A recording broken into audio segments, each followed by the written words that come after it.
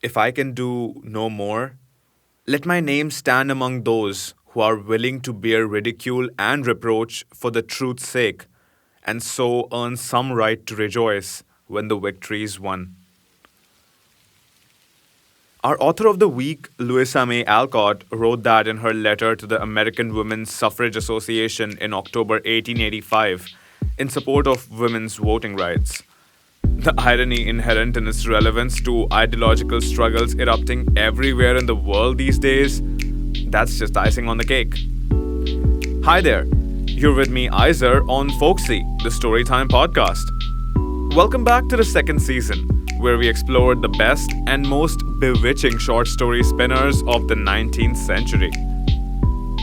Miss Alcott is someone whose name you cannot have escaped if you ever stepped foot in a school library. The classic tale of girls growing into adulthood in the aptly titled Little Women is an excellent read for all ages, really. However, it was the firebrand activist I found submerged beneath the layered authorial excellence that truly drew me in. Today's story selection was picked from Miss Alcott's 1863 compilation Hospital Sketches. Let's read.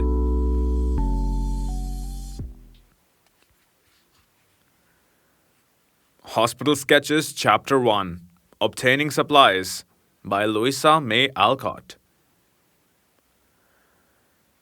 I want something to do. This remark being addressed to the world in general, no one in particular felt it their duty to reply, so I repeated it to the smaller world about me, received the following suggestions, and settled the matter by answering my own inquiry, as people are apt to do when very much in earnest. Write a book, quotes the author of my being. Don't know enough, sir. First live, then write. Try teaching again, suggested my mother. No, thank you, ma'am. 10 years of that is enough. Take a husband like my Darby and fulfill your mission, said Sister Joan, home on a visit. Can't afford expensive luxuries, Miss Coobiddy. Turn actress and immortalize your name, said Sister Vashti, striking an attitude. I won't.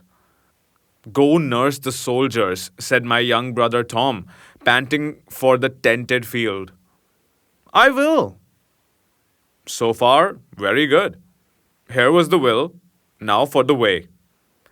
At first sight, not a foot of it appeared, but that didn't matter, for the periwinkles are a hopeful race. Their crest is an anchor with 3 cockadoodles crowing atop. They all wear rose-colored spectacles and are lineal descendants of the inventor of aerial architecture. An hour's conversation on the subject set the whole family in a blaze of enthusiasm. A model hospital was erected, and each member had accepted an honorable post therein.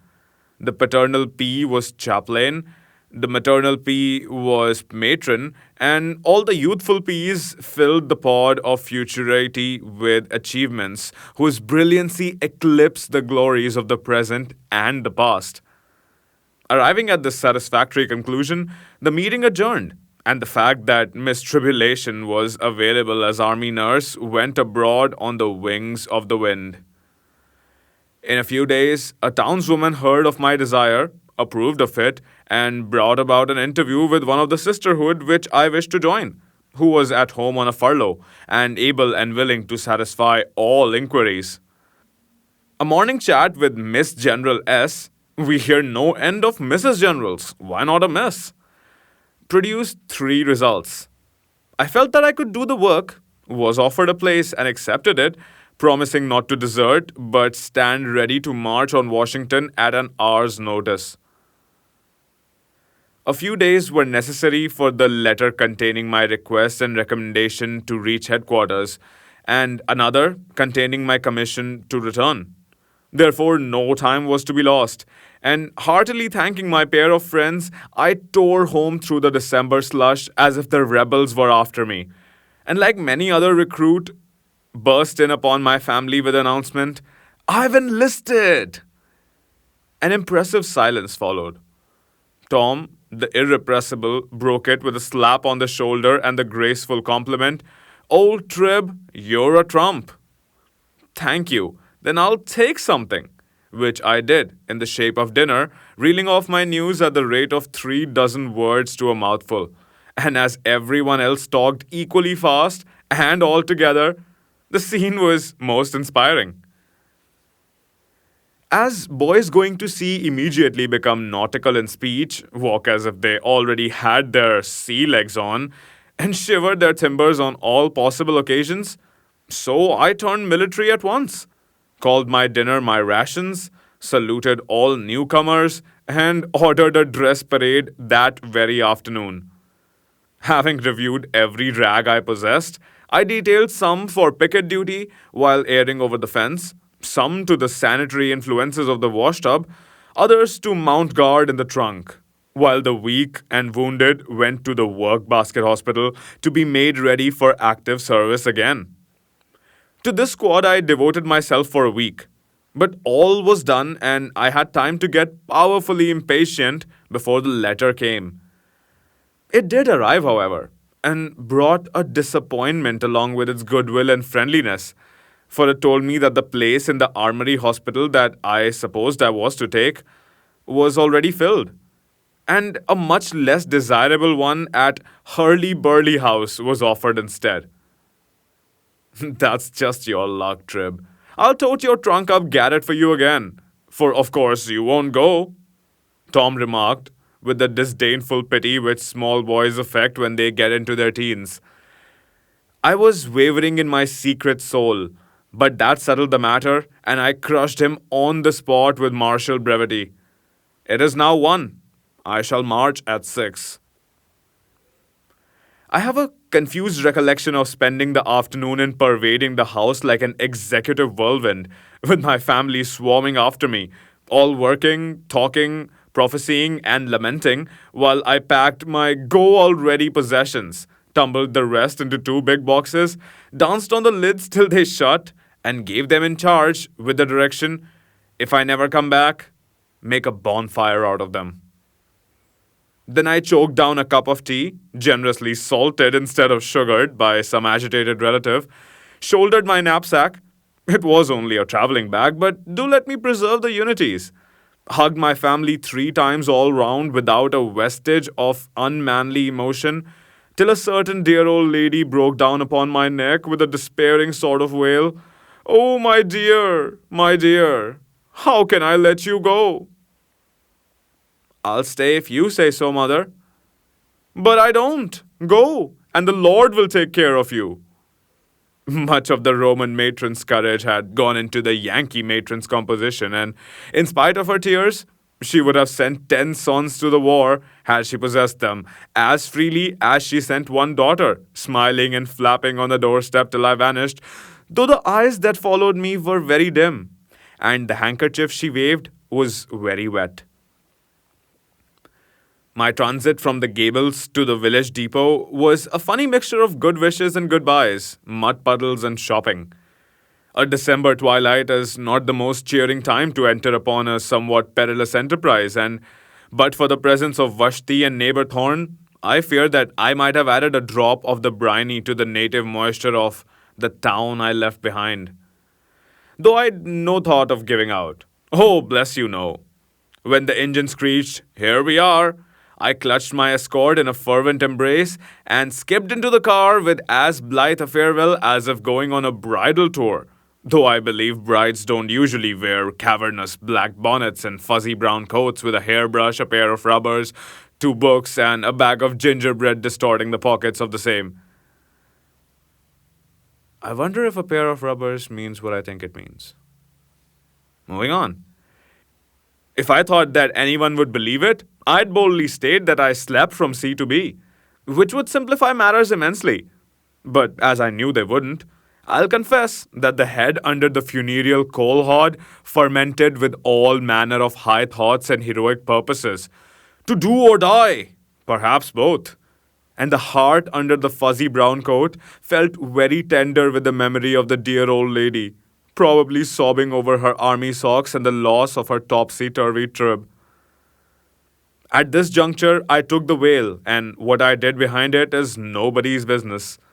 But I maintain that the soldier who cries when his mother says goodbye is the boy to fight best and die bravest when the time comes, or go back to her better than he went. Till 9 o'clock, I trotted about the city streets, doing these last errands which no woman would ever go to heaven without attempting if she could. Then I went to my usual refuge and, fully intending to keep awake as a sort of vigil appropriate for the occasion, fell fast asleep and dreamed propitious dreams till my rosy faced cousin waked me with a kiss. A bright day smiled upon my enterprise, and at 10 I reported myself to my general, received last instructions and no end of the sympathetic encouragement which women give, in look, touch, and tone more effectually than in words. The next step was to get a free pass to Washington, for I had no desire to waste my substance on railroad companies when the boys needed even a spinster's mite. A friend of mine had procured such a pass, and I was bent on doing likewise, though I had to face the president of the railroad to accomplish it. I'm a bashful individual, though I can't get anyone to believe it, so it cost me a great effort to poke about the Worcester depot till the right door appeared, then walk into a room containing several gentlemen, and blunder out my request in a high state of stammer and blush. Nothing could have been more courteous than this dreaded president, but it was evident that I had made myself as absurd a demand as if I had asked for the nose off his respectable face. He referred me to the governor at the State House, and I backed out, leaving him no doubt to regret that such mild maniacs were left at large. Here was a Scylla and Charybdis business, as if a president wasn't trying enough, without the governor of Massachusetts and the hub of the hub piled on top of that. I never can do it, thought I. Tom will hoot at you if you don't, whispered the inconvenient little voice that is always goading people to the performance of disagreeable duties and always appeals to the most effective agent to produce the proper result. The idea of allowing any boy that ever wore a felt basin and a shoddy jacket with a microscopic tail to crow over me was preposterous. So, giving myself a mental slap for such faint-heartedness, I streamed away across the common, wondering if I ought to say Your Honor or simply Sir, and deciding upon the latter, fortified myself with recollections of an evening in a charming green library, where I beheld the governor placidly consuming oysters and laughing as if Massachusetts was a myth, and he had no heavier burden on his shoulders than his host's handsome hands. Like an energetic fly in a very large cobweb, I struggled through the State House, getting into all the wrong rooms and none of the right, till I turned desperate and went into one, resolving not to come out till I'd made somebody hear and answer me. I suspect that of all the wrong places I had blundered into, this was the most so. But I didn't care, and though the apartment was full of soldiers, surgeons, starers, and spittoons, I cornered a perfectly incapable person and proceeded to pump for information with the following result. Was the governor anywhere near about? No, he wasn't. Could he tell me where to look? No, he couldn't. Did he know anything about free passes? No, he didn't. Was there anyone there of whom I could inquire? Not a person. Did he know of any place where information could be obtained? Not a place. Could he throw the smallest gleam of light upon the matter in any way? Not a ray. I am naturally irascible, and if I could have shaken this negative gentleman vigorously, the relief would have been immense. The prejudices of society forbidding this mode of redress, I merely glowered at him, and before my wrath found vent in words, my general appeared, having seen me from an opposite window, and come to know what I was about. At her command, the languid gentleman woke up and troubled himself to remember that Major or Sergeant or something McKay knew all about the tickets, and his office was in Milk Street. I perked up instanter, and then, as if the exertion was too much for him, what did this animated wet blanket do but add, I think McKay may have left Milk Street now, and I don't know where he has gone. Never mind, the newcomers will know where he has moved to, my dear, so don't be discouraged, and if you don't succeed, Come to me and we will see what to do next, said my general. I blessed her in a fervent manner and a cool hall, fluttered round the corner, and bore down upon Milk Street, bent on discovering Mackay if such a being was to be found. He wasn't, and the ignorance of the neighborhood was really pitiable. Nobody knew anything, and after tumbling over bundles of leather, bumping against big boxes, being nearly annihilated by descending bales, and sworn at by aggravated truckmen, I finally elicited the advice to look for Mackay in Haymarket Square. Who my informant was, I've really forgotten, for having hailed several busy gentlemen, some one of them fabricated this delusive quietus for the perturbed spirit, who instantly departed to the sequestered locality he named. If I had been in search of the Kohinoor diamond, I should have been as likely to find it there as any vestige of Mackay. I stared at signs, inquired in shops, invaded an eating house, visited the recruiting tent in the middle of the square, made myself a nuisance generally, and accumulated mud enough to retard another Nile. All in vain, and I mournfully turned my face towards the generals, feeling that I should be forced to enrich the railroad company after all. When suddenly I beheld that admirable young man, brother-in-law Darby Kubidi, Esquire. I arrested him with a burst of news and wants and woes, which caused his manly countenance to lose its usual repose. Oh, my dear boy, I'm going to Washington at 5, and I can't find the free ticket man, and there won't be time to see Joan, and I'm so tired and cross I don't know what to do, and will you help me, like a cherub as you are?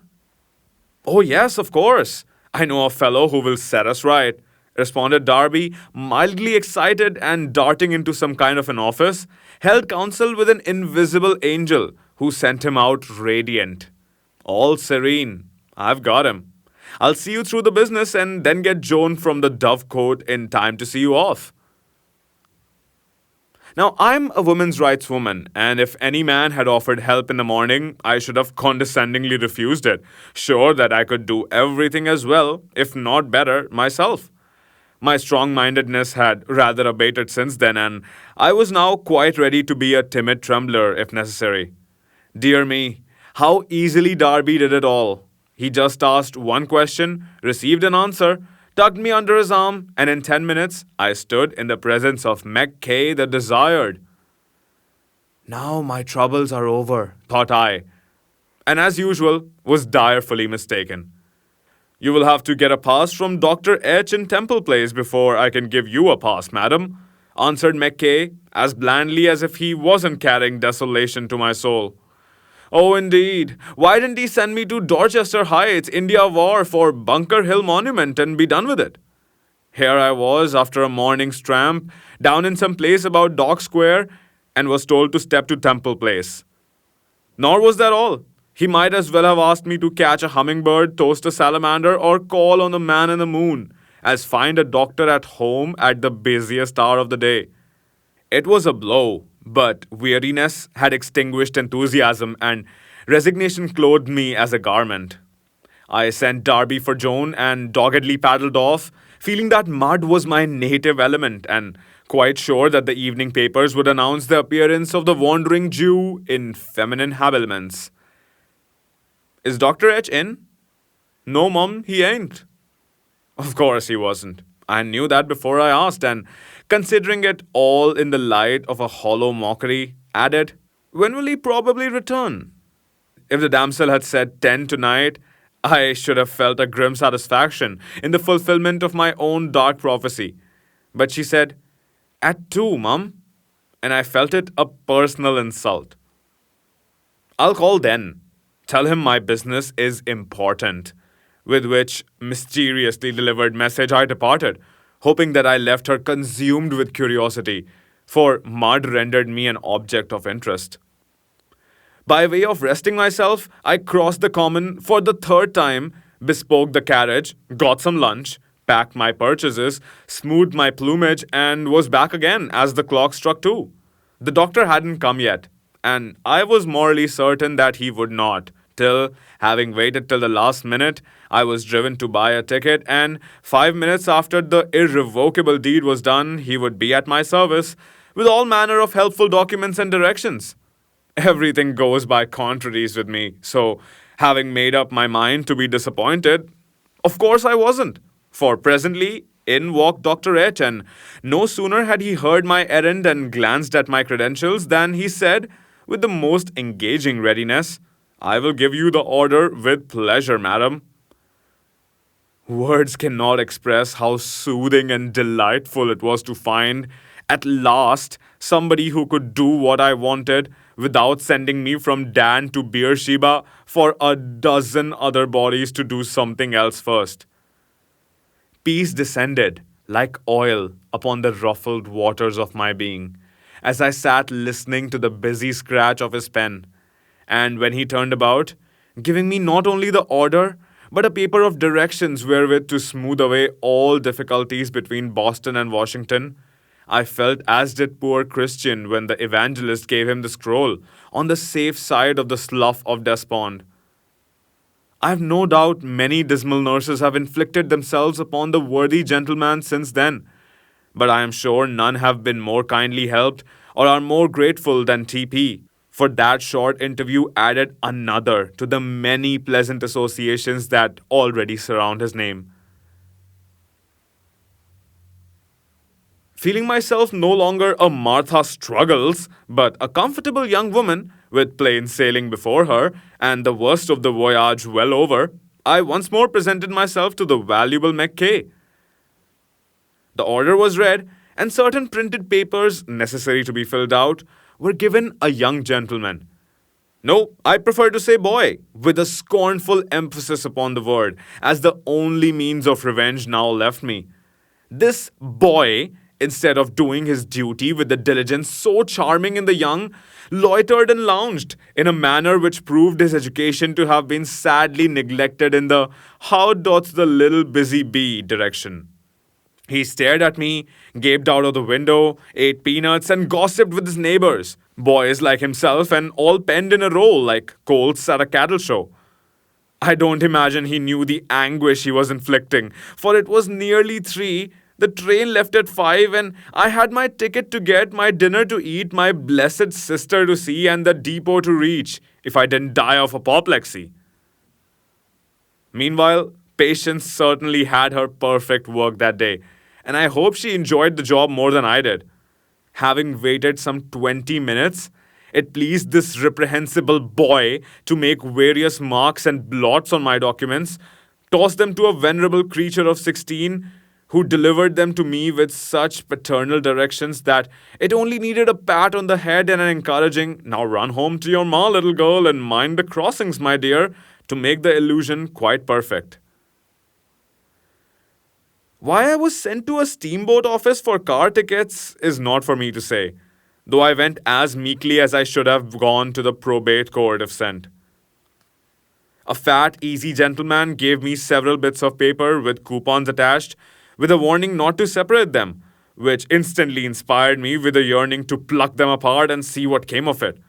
But remembering through what fear and tribulation I had obtained them, I curbed Satan's promptings and, clutching my prize, as if it were my pass to the Elysian fields, I hurried home. Dinner was rapidly consumed. Joan enlightened, comforted, and kissed. The dearest of apple-faced cousins hugged. The kindest of apple-faced cousins' fathers subjected to the same process, and I mounted the ambulance, baggage wagon, or anything you please but hack, and drove away, too tired to feel excited, sorry, or glad. And that was today's tale. So, one thing I'd like to mention before I give my comments. This volume, Hospital Sketches, is more a collection of anecdotes that fit together than a short story collection. They were initially published as a freestanding yet connected series of sketches in a Boston newspaper called The Commonwealth. I'm guessing the owners hadn't gotten notice of the American Exodus yet. So let's talk about the story then. I was initially going to read from another collection from Miss Alcott because, like I said at the start, this volume is a collection of anecdotes that are kind of connected. They do work really well as short fiction, though I'm not sure how much of this was based on Miss Alcott's real life experiences, because she definitely was involved in the American Civil War as well as in the American women's suffragette movement. One of the things I really enjoyed was Miss Alcott's style of rhyming two halves of a sentence together, or at the very least the last words. It gave a very rhythmic quality to the progression and really piqued my interest in places where I felt it was going to kind of waver because of the slow pace. I mean, this is a story from over 150 years ago now, so a little pacing difference is to be expected, but still, that's what I'm trying to say here. The language use, the command over language that Miss Alcott definitely has demonstrated through this volume, it just makes up for any such slowing down and keeps your interest in the story.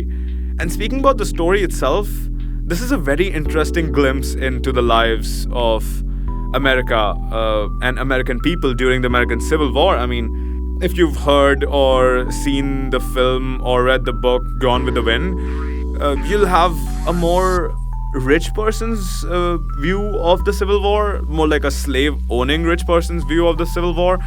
This story is technically, if we take all the hints together, from Massachusetts, which is in the northeastern region of America, and that would definitely have been the region that fought against the South. So this is kind of the direct diametric opposite of Gone with the Wind, except in a very short form. And it kind of makes me want to go back and read the rest of the stories too, just to find out what happened, because there was definitely progression, there was definitely loss and gain and all manner of human emotion, human interaction, good dialogue delivery. It was just a good story and historical at the same time, so informative as well. What did you think about the story though? Is there something you agree with me about, or was I totally off the mark? Also, how are you liking this new second season? Let's get a conversation going. As always, this text is available for you to read, review, and enjoy for free on Gutenberg.org. That's Gutenberg.org. That's it for today, guys. I'll end today's episode with another uber-inspiring quote from Miss Alcott. Far away in the sunshine are my highest aspirations. I may not reach them, but I can look up and see their beauty, believe in them, and try to follow where they lead. See you next week with a tale from a true blue American country boy. Till then, var vel, mein vriend.